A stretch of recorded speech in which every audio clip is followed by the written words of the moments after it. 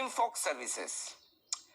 पहले मैं कंपनी के बारे में आपको हल्की फुल्की जानकारी दे दूं। अप्रैल 2008 में इस कंपनी की शुरुआत हुई थी और जून 2015 में इसका नाम बदलकर हो गया Dream Fox Services Private Limited. देश की सबसे बड़ी airport service aggregator platform facilitator है।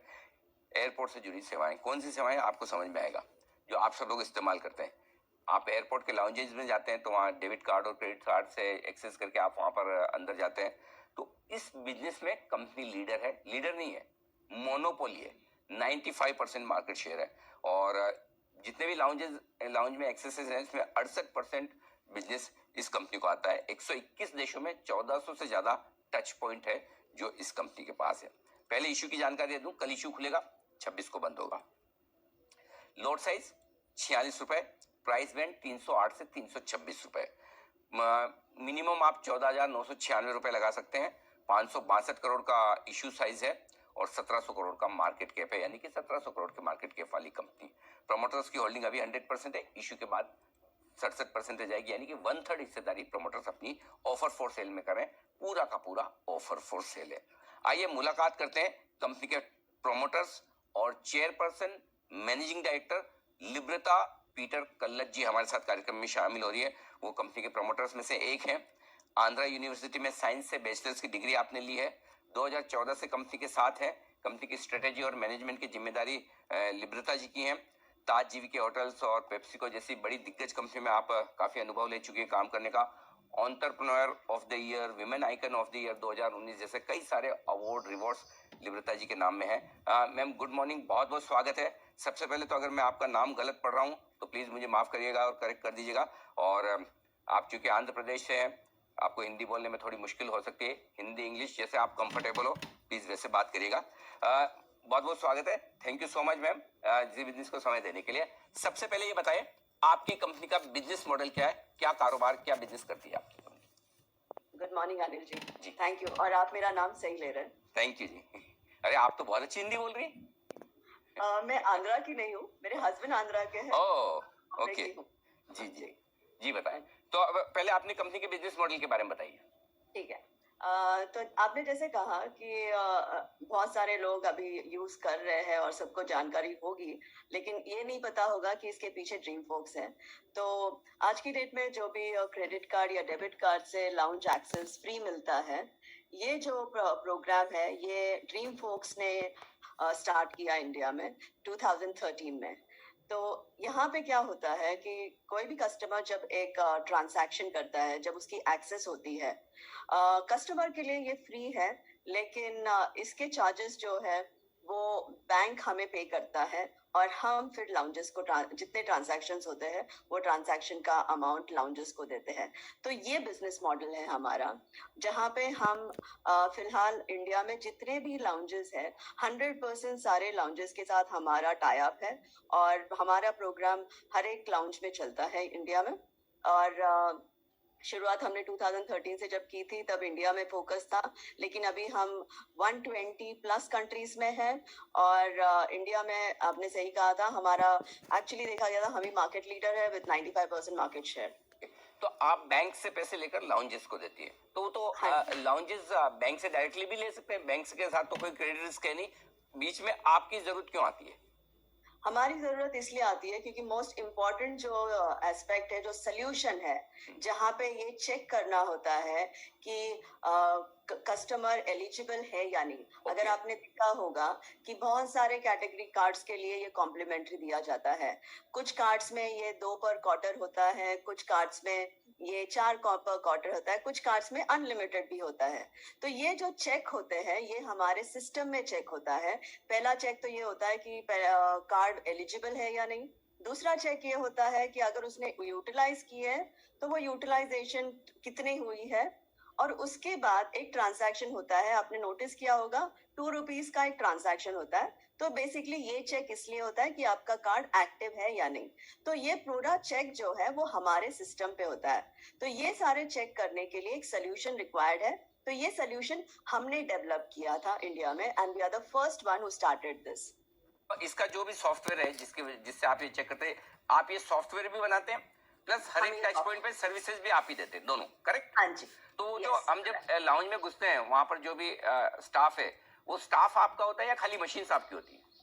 वो लाउंजेस हमारे नहीं है, वो थर्ड पार्टी के राइट, होते हैं। राइट। वहाँ पे जो मशीन्स है वो हमारी होती है, और हमारी एक टीम है ऑपरेशंस की जी। जो ये सारे लाउंज के स्टाफ को ट्रेन करती है कि Correct. कौन से कार्ड्स को किस तरह से एक्सेस दिया जाए। तो लिब्रिता जी ये बताइए कि आपके दिमाग में ये आइडिया कब और कैसे आया कि ये बिजनेस शुरू करना चाहिए?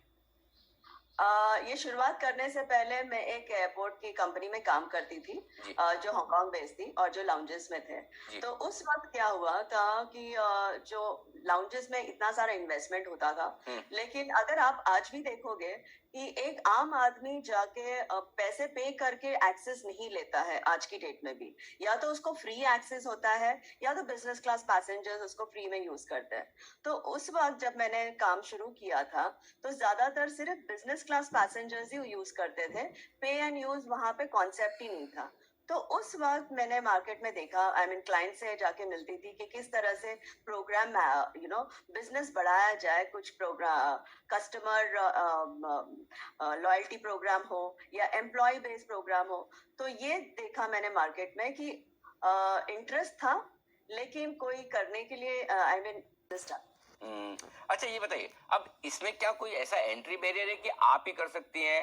फॉर एग्जांपल सपोज मुझे बिजनेस में एंटर करना है इसी बिजनेस में, तो क्यों नहीं कर सकता?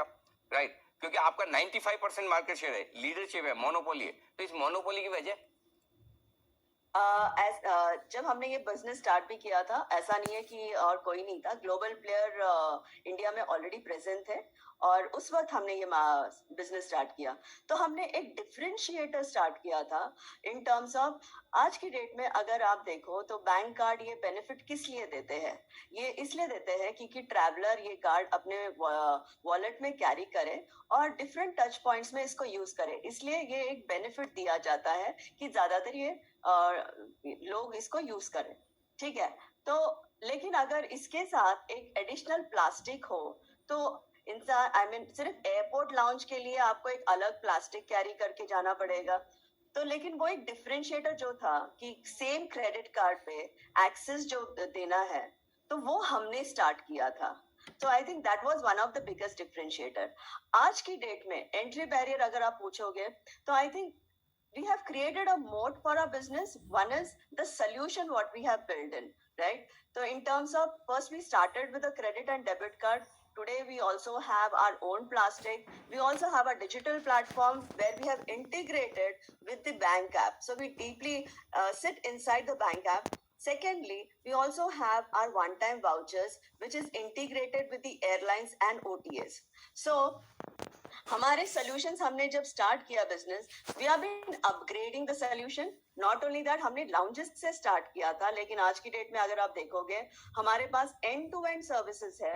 Baggage transfer, airport transfer, meet and assist, spas at the airport, F&B, transit hotels. तो एक ट्रैवलर को जो जो रिक्वायरमेंट है सर्विसेज के, हमने ये सर्विसेज सारे हमारे पोर्टफोलियो में बिल्ड किए हैं और ये हमारे टेक्नोलॉजी प्लेटफॉर्म के थ्रू हम ये दूसरे हर I mean different set of clients को हम प्रोवाइड करते हैं। तो बेसिकली सारे आपके सर्विस प्रोवाइडर अलग अलग हैं, आपका काम उनको मैनेज करने का है और उनमें से आपको जो कमीशन मिलता है वो आपकी कमाई, करेक्ट? ठीक है। Yes. अच्छा, अब एक चीज बताइए कि आपका, मैं मार्च 2020 का रेवेन्यू देख रहा था 367 करोड़, 367 करोड़ का है। मार्च 2022 का 282 करोड़।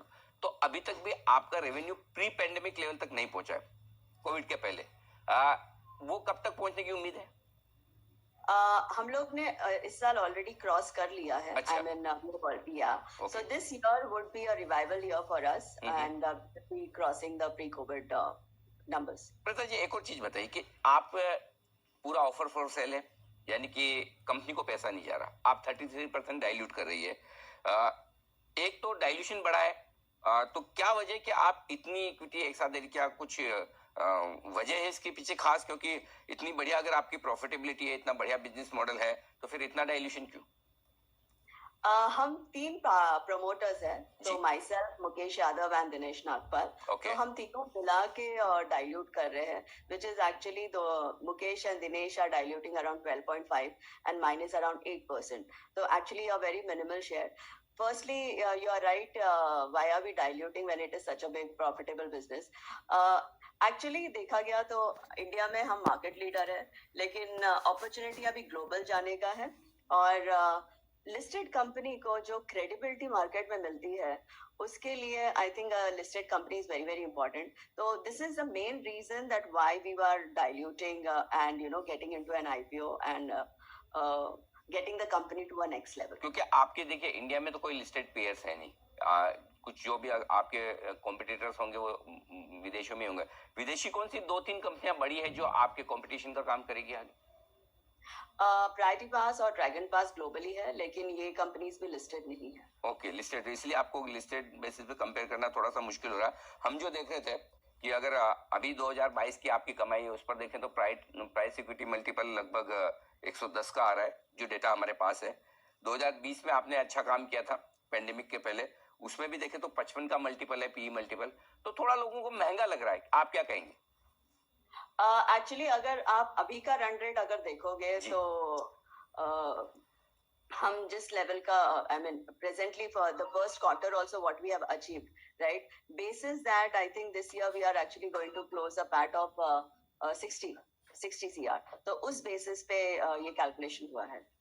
आपके एक अच्छी बात ये कि आपको ज्यादा कोई इन्वेस्टमेंट करने की जरूरत है नहीं, आपका एसेट लाइट मॉडल है, तो छोटी मोटी मशीन्स की जरूरत होती है। कैश फ्लो आपके अच्छे स्ट्रॉन्ग है। डिविडेंड अभी तक आपने देना शुरू नहीं किया, क्या इरादा है? आपकी पॉलिसी क्या रहेगी आगे चलते हुए? कब डिविडेंड देने का प्लान रखती हैं आप? पहले कंपनी प्राइवेट लिमिटेड थी, इसलिए यस डिविडेंड पॉलिसी नहीं थे, लेकिन यस ऑलरेडी ये पॉलिसी बना दी है कि आगे से डिविडेंड रेस होगा और हम डिविडेंड देंगे, तो ये पॉलिसी ऑलरेडी बन गई है। Secondly you are right, because asset light business है, ह्यूज इन्वेस्टमेंट नहीं है टेक्नोलॉजी में।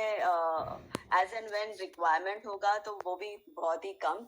तो yes, there are different plans क्योंकि as I told you that we are actually going global.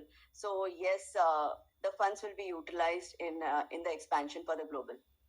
अच्छा, आखिरी सवाल जो मतलब एज ए कंज्यूमर भी आप समझ सकते हैं कि दो चीजें, और बिजनेस के हिसाब से भी, एक तो मुझे ये जानना है कि आपके बिजनेस की ग्रोथ कहाँ और कैसे होगी। चलो थोड़ा बहुत आप इंटरनेशनल में करेंगे, थोड़ा बहुत डोमेस्टिक में, लेकिन एज ए कंज्यूमर अगर आज मैं कहीं भी एयरपोर्ट पे जाता हूँ तो सारी लाउंजेस तो फुल मिलती है, एकदम पैक्ड, तो जगह तो और है ही नहीं, तो ज्यादा कस्टमर आपके आएंगे कैसे? सही कहा। लेकिन just to give you an example, जब मैंने ये बिजनेस स्टार्ट किया था 2013 में, एवरेज लाउंज का साइज उस वक्त 2000 स्क्वायर फीट हुआ करता था। ओके, आज की डेट में अगर आप देखोगे तो लाउंज का average size 20 to 25,000 square feet हुआ है। तो ग्रोथ फैक्टर हो रहा है क्योंकि एयरपोर्ट्स भी जानते हैं कि lounge actually business you know growth दे रहा है, and it is one of the additional revenue for the airports as well. So focus airports की तरफ से भी lounges पे आज बहुत ज्यादा हुआ है। और अगर आप देखोगे मेट्रो सिटीज में, स्पेशली दिल्ली, मुंबई, बैंगलोर में, there are lounges which have expanded hugely and today and there is further expansion going on. तो ये regular expansion बढ़ते ही जा रहा है। बैंगलोर फॉर एग्जाम्पल अगर आप देखोगे, नया एयरपोर्ट 6 साल हुए हैं उनको ओपन हुए, लेकिन जब एक स्टार्ट हुआ था तब उनके पास एक ही लाउंज था ग्राउंड फ्लोर पे जो 2000 स्क्वायर फीट का था। एक साल में वहां पे 2 लाउंजेस आए थे, 2 डिफरेंट पार्टनर्स उसको ऑपरेट कर रहे थे, और एवरेज साइज उसका 7,000 का कुछ 7,000 स्क्वायर फीट था। और आज की डेट में अगर आप देखो, जो एक साल पहले खुला था, 30,000 स्क्वायर फीट का लाउंज स्पेस है, और ये एक्सिस्टिंग टर्मिनल में है। 3 महीने बाद टर्मिनल 2 खुलने वाला है बैंगलोर एयरपोर्ट में, वहां पे अलग से 30,000 स्क्वायर फीट का लाउंज आ रहा है। तो if actually airports are also expanding and also understand the potential in the lounge business today. Okay, थोड़े आप है ना साइज और बढ़वाइए लाउंजेस की।